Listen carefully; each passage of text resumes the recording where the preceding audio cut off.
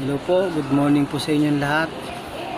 Sino po sa inyo ang nakakaranas ng pananakit ng ipin?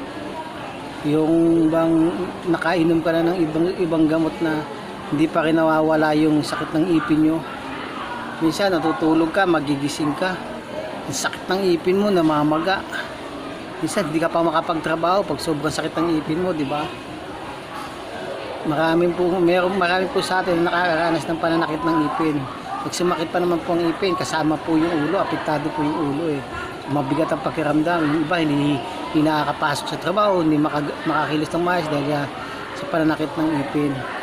Bibili ka ng pain reliever o kung anumang gamot ay iinumin mo para sa sakit ng ipin.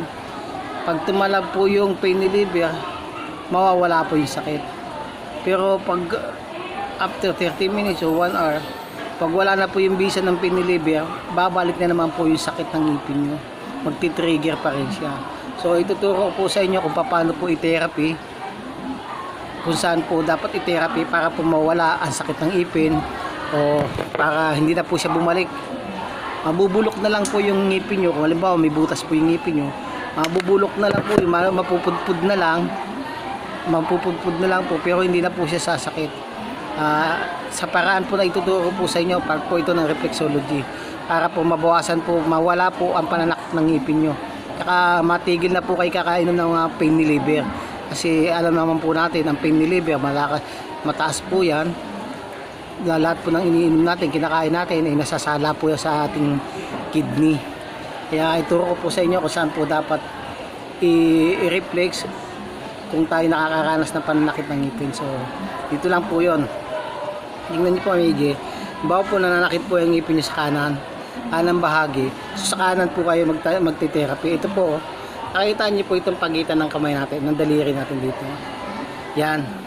Igaganyan niyo lang po yung pagitan ng daliri. Yan. Ayan. I-massage lang po itong pagitan ng daliri. Yan. Pag sumasakit po yung ipin nyo, dito lang po kayo. Yan ha, ito po, yan, dito po, yan oh. Kita niyo po. Yan, ito po pagitan. Dito po yung pag-massage sa para po mawala po yung pananakit ng ipin natin. Yan.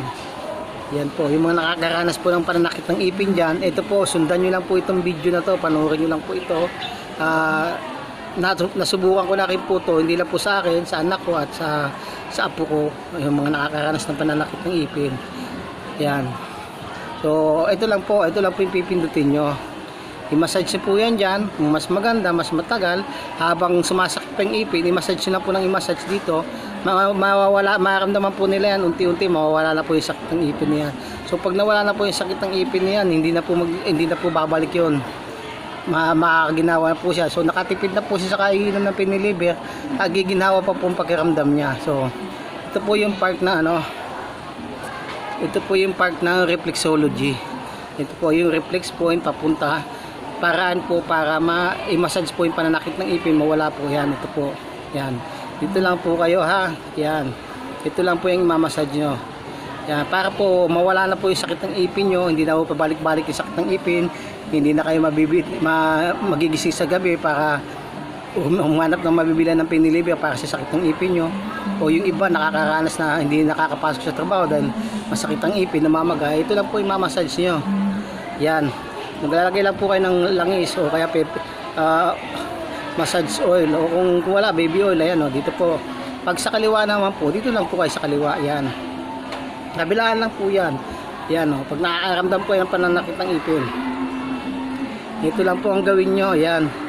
Para po mawala po yung pananakit ng ipin nyo at sa ganito para po kahit paano, kahit sa maliit na kaparaanan po, makatulong po ako sa inyo. Sana po kung nagustuhan nyo po yung aking video, huwag nyo pong kalimutang i-like, i-share. Pakipalo na lang din po ako sa aking sa aking reels. Yan, ito po, yan po, yung part po ng reflexology, paraan po pag therapy sa pananakit ng ipin. Yan po. Salamat po.